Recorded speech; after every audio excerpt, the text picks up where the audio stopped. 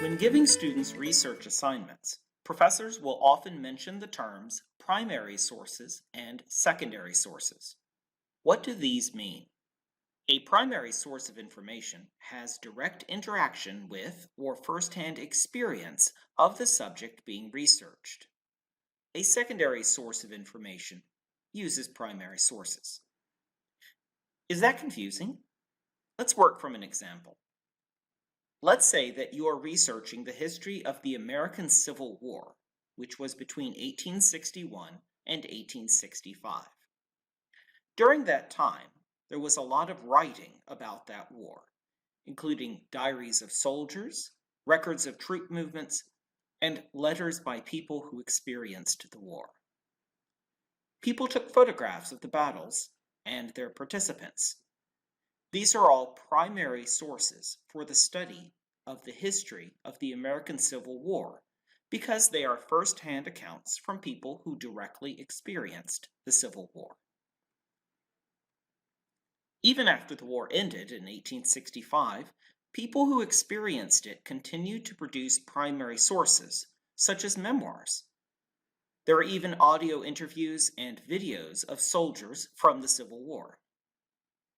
The next morning, happening to look while I was on guard, across the James River, there we saw long lines of blue.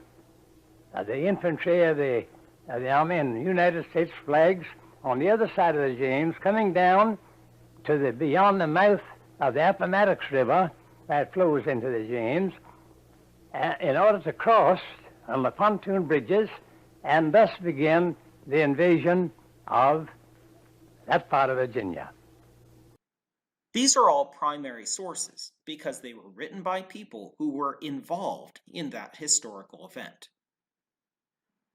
Later historians gathered these primary sources and wrote histories of the American Civil War. These historians had not experienced the Civil War themselves. They used primary sources of information.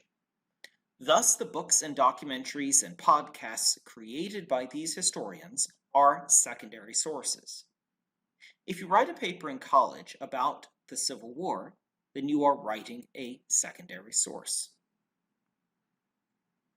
So a primary source is directly related to the event in question.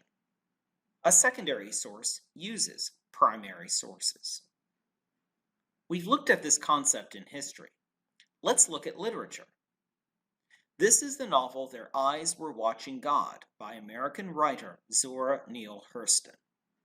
If you're writing an analysis of her work, the novel is a primary source. So is anything else that she wrote, such as letters or an autobiography. Analysis of Hurston's works by scholars would be secondary sources. So would your own papers analyzing her work.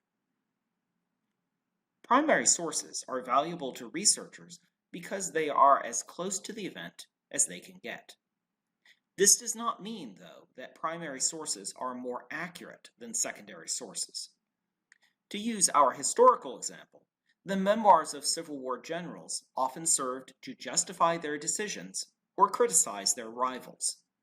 Or, even leaving aside bias, they may contain information that later researchers, composing secondary sources, determined to be inaccurate.